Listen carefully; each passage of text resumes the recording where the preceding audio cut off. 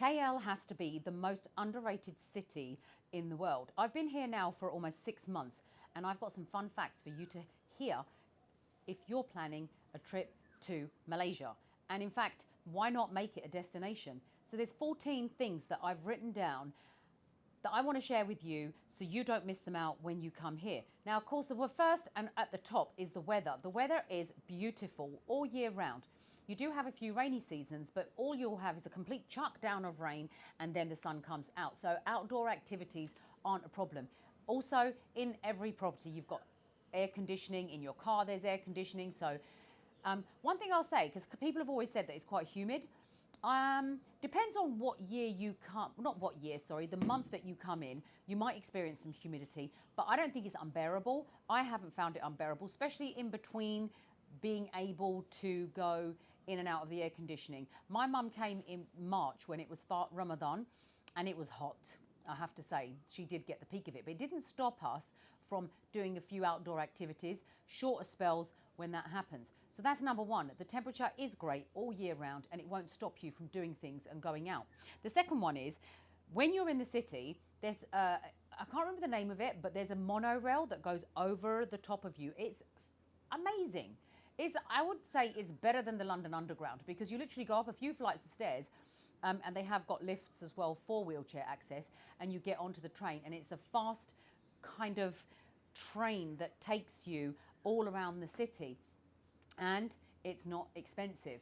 So you could spend a whole day out doing loads of attractions, activities, and it won't cost you much. The second type of travel is Grab. You can get a Grab taxi. It's like Uber. That also isn't expensive, so download the app ready for when you come. So that's the second one. The third one is that you will experience a very high end of accommodation, whether you choose to have homestays. The homestays are Airbnb. So when you're searching on booking.com, you look for a homestay.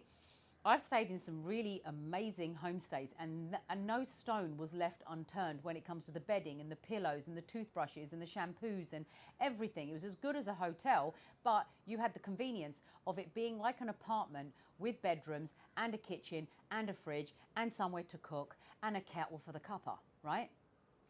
So high-end accommodation, but you can also go to the hotels and they've got some seriously high-end hotels. The standards are phenomenal. I stopped in the Shangri-La for a meeting. In fact, I had dinner there and the food was, you know, when you go to these 5 stars and some of them don't have the best of everything, you know, this place has got everything, every cultural food, the Malaysian, the Chinese, the Western. I had lobster as part of the buffet. In fact, I had 2 lobsters as part of the buffet because I thought, why not? And it's probably one of the best buffets that I've been to in a 5-star hotel because eventually they start to get boring, don't they? This place is definitely not boring. So such a selection of foods where you're going to say, well, what is that and what is that? And if you're open to variety, then you're going to get that here. And the hotel itself, when you go into Shangri-La, it is stunning. Their service is phenomenal. You've got the valet, everything that you would experience in Dubai hotels, you're getting here. So the high-end accommodation, but the prices are really fair compared to places that I've stayed around the world. So what's number 4? The 4 is probably, I'd say, you are certain to feel the same way as I do, and that's the food. Malaysian food itself is very tasty. It is very spicy, but it is very tasty. Things like, you know, that extra kick of ginger and the coconut milk that they put in their food and the varieties and the differences and the vegetables and the fish and the chicken. There's just so much that you can experience with just Malaysian food, but you also get Pakistani food, South Indian food, Chinese food. Japanese is a big thing here. They love a bit of those clay pots and what is it called where you have to, where they kind of half cook it and they kind of cook it, you have to cook it yourself. I can't remember what it's called.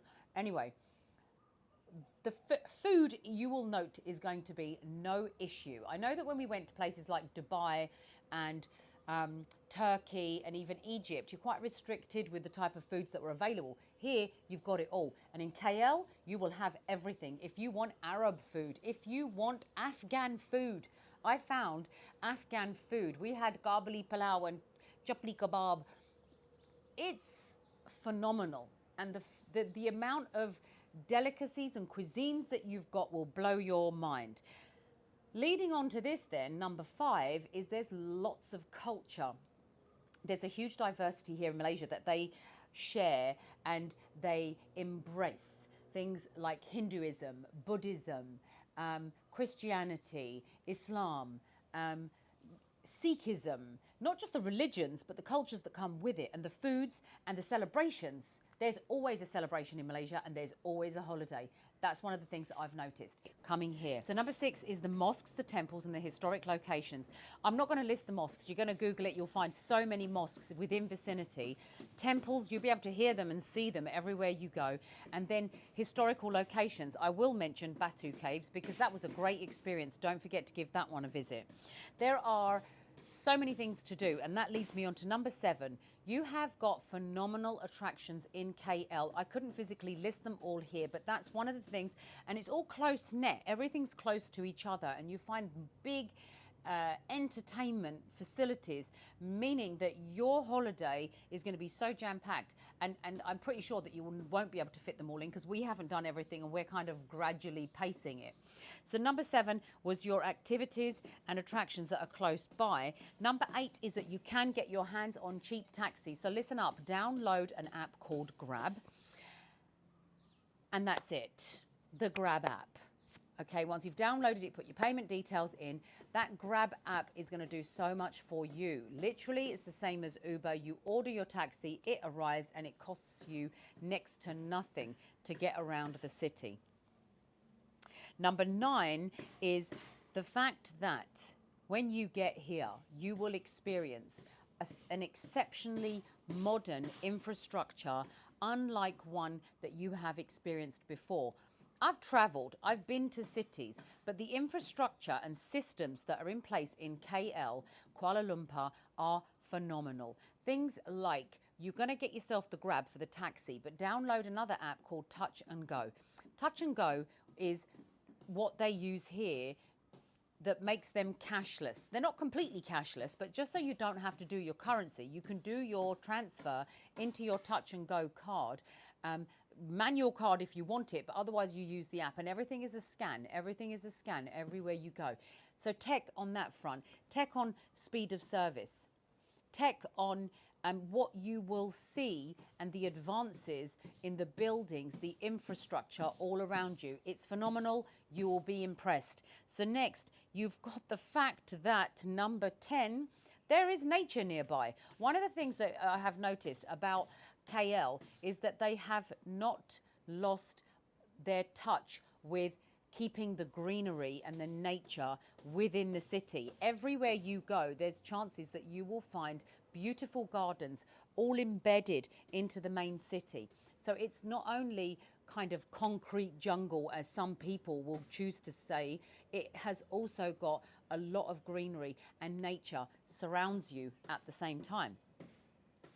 Number 11 is that the city itself is very well connected. You're close to KL's International Airport, KLIA, but also that leads you to many other countries. So you could fly to places like Singapore, to Thailand, to Borneo, to Indonesia, to multiple islands. So that one destination, KL, could actually see lots of other countries that you could go to.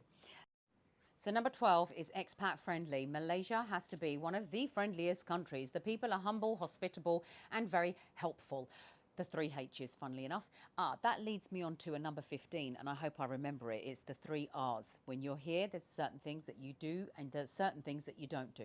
So expat friendly is number 12. Number 13 is shopping. There are malls everywhere from every brand that you could possibly want. Highest Gucci's and whatever's, Prada's, and then you can go down to a different shopping mall called KWC Mall, and that will take you to the cheaper end, and it's a different mall. KWC, remember that one, because that one gives you like the what was it, wholesale kind of prices, all your t-shirts and your shorts and your brand gear that, you know, is available. That is available at KWC Mall. The others are available in the main city centre. KWC is a little drive away. The final one, but before my extra 15th, is entertainment. There is entertainment in KL till all the hours. We spent many nights out until 3, 4 o'clock in the morning, and it was so alive. There were people doing karaoke on the street. There was people, you know, all the entertainment that you could want is available in KL Central. But if you want to venture just a little bit further, do take a visit to Genting Highlands, because that is higher, it is cooler, and there's a lot to do. Do Google Genting Highland, because it'll explain everything. They've got what do you call it? A theme park, and there's a water park, and there's shopping outlets. There's so much to do on Genting Highland. So back onto my 15, and this one actually is the most important one, and I can't believe it's not on my list. It is that when you are here, there is 3 things that you don't discuss, and it's the 3 R's: race, religion, and royals. You don't discuss them. I think the other thing you should know is PDA. You don't do that in Malaysia. The Malaysians don't do it, the locals don't do it, and anybody visiting generally doesn't do it, not in public.